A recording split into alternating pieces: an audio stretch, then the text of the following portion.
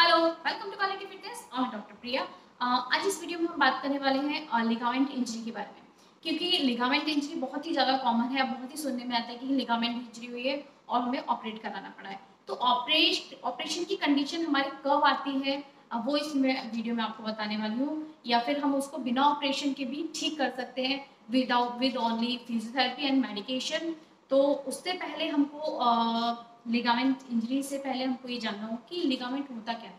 Ligament को समझना होगा कि जिससे आप लिगामेंट के बारे में आप यदि समझ जाएंगे तो आप उसके ट्रीटमेंट के बारे में भी जान सकते हैं कि कब हमको सर्जिकल हमको ट्रीटमेंट लेना होगा या फिर हम विदाउट सर्जरी भी हम ठीक हो सकते हैं। तो लास्ट तक बने रहिए। तो देखिए, फर्स्ट पे होता क्या है कि लिगामेंट लिगामेंट आपकी ये दो हड्डियां होती हैं। सपोज, ठीक है, आपका ये हुआ, एक ये हुआ आपका, एक नीचे का हुआ, ठीक है, और ये बीच में हमारा जॉइंट। तो इन दोनों हड्डियों को जब एक जॉइंट पे जो चीज जोड़ती है, it's a thick elastic band.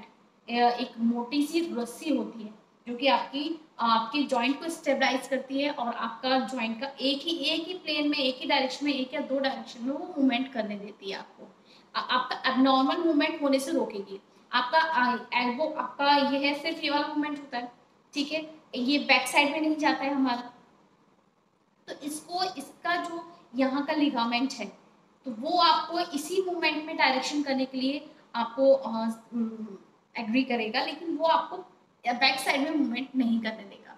It's a thick elastic band जो कि हमारा जॉइंट को स्टेबलाइज करके रखता है, हमारे दोनों बोन्स को आपस में ओवरलैप होने से रोकता है।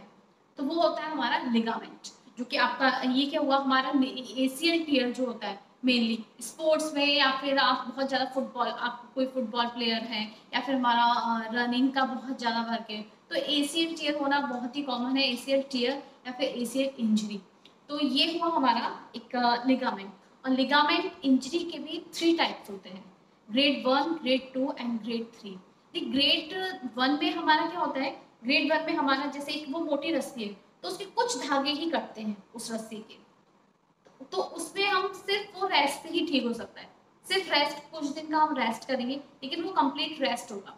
तो उसमें हमारा लिगामेंट फिर से रिपेयर हो जाएगा और वो फिर से अपना नॉर्मल वर्क स्टार्ट कर देगा। बहुत ही पेनफुल रहेगा आपका, या फिर आपका रिस्ट का हो या कहीं का भी आपका शोल्डर डिसलोकेशन हुआ है, यदि आपको चोट लगी है, आपका फ्रैक्चर नहीं है लेकिन फिर भी आपका शोल्डर डिसलोकेट हो गया है क्योंकि लिगामेंट ब्रेक हुआ है, और लिगामेंट ब्रेक होने से आपका शोल्डर को स्टेबलाइज नहीं कर पाया और आपका शोल्डर इस तरीके से चला गया। तो और ये होता है, वही हमारा एसीएल टियर होता है, एंटीरियर क्रूशिएट लिगामेंट। इसके लिए मैं एक अलग से वीडियो बनाऊंगी, लेकिन इसमें जनरली हम सिर्फ एक लिगामेंट टियर, लिगामेंट इंजरी के बारे में बात डिस्कस कर रहे हैं। तो ये लिगामेंट शायद आप समझ गए होंगे कि लिगामेंट होता क्या है। आपके जॉइंट को स्टेबलाइज करता है और जॉइंट मूवमेंट को एक या दो डायरेक्शन में ही सिर्फ मूवमेंट करने देता है। उसके अलावा यदि वो रेस्ट्रिक्ट करेगा, आपका एल्बो पीछे की साइड में नहीं जाती है, सिर्फ एक ही डायरेक्शन में जाती है।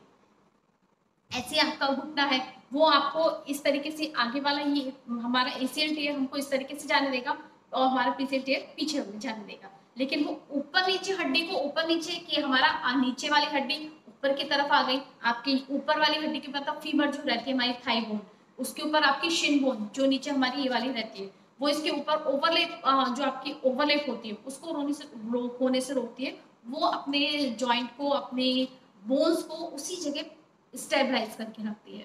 तो वो होता है लिगामेंट।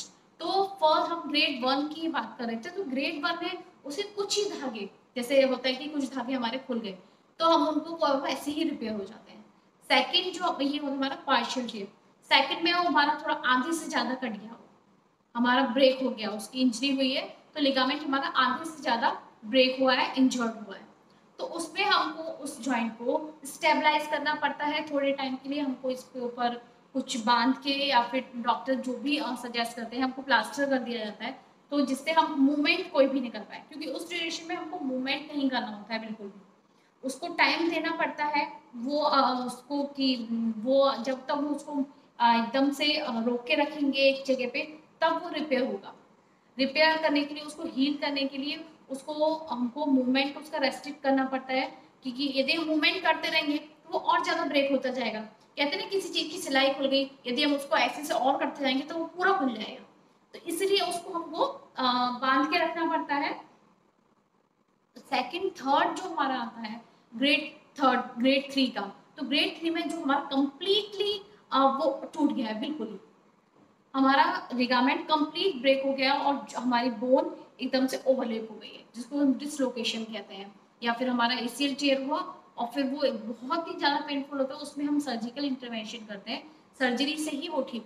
तो ग्रेड 3 का जो हमारा लिगामेंट इंजरी है, तो उसमें सिर्फ हमको सर्जिकल प्रोसीजर से ही वो ठीक होता है, लेकिन हमारे ग्रेड 1 में उसको रेस्ट से ठीक हो जाता है, एंड ग्रेड 2 में हमको उसको इमोबाइल रख के हमको इमोबाइलाइजेशन करना पड़ता है, उसको स्टेबल रखना पड़ता है और कुछ टाइम के लिए रेस्ट, बाद में फिजियोथेरेपी एक्सरसाइजेस एंड फिजियोथेरेपी इलेक्ट्रोफिजियोथेरेपी, जिससे उसका आपका पेन कम हो जाएगा और आपको इसमें स्ट्रेंथ गेन होगी। उसके बाद थर्ड में आपका सर्जिकल प्रोसीजर होता है। तो जब भी आपका कोई भी लिगामेंट इंजरी हुई है, डॉक्टर कहते हैं आपको लिगामेंट इंजरी है, लिगामेंट ब्रेक हुआ है, तो आप उनसे पूछिए कि फर्स्ट ग्रेड का है, सेकंड ग्रेड का है एंड थर्ड ग्रेड का है, और किस उसमें हमको ये प्रोसीजर हमारे स्टार्ट होता है कि हमको सर्जिकल इंटरवेंशन, हमारा सर्जिकल प्रोसीजर किस ग्रेड का हमारा टीयर है और हमको कब सर्जरी करनी है, ये आपको अपने डॉक्टर से कंसल्ट कर सकते हैं। तो ज़्यादा से ज़्यादा शेयर कीजिए, लोगों को भी जानकारी बढ़ाइए कि किस तरीके से हमारा लिगामेंट ब्रेक होता है और किस तरीके से वो रिपेयर हो सकता है। And subscribe my channel, like the videos and share please. Thank you.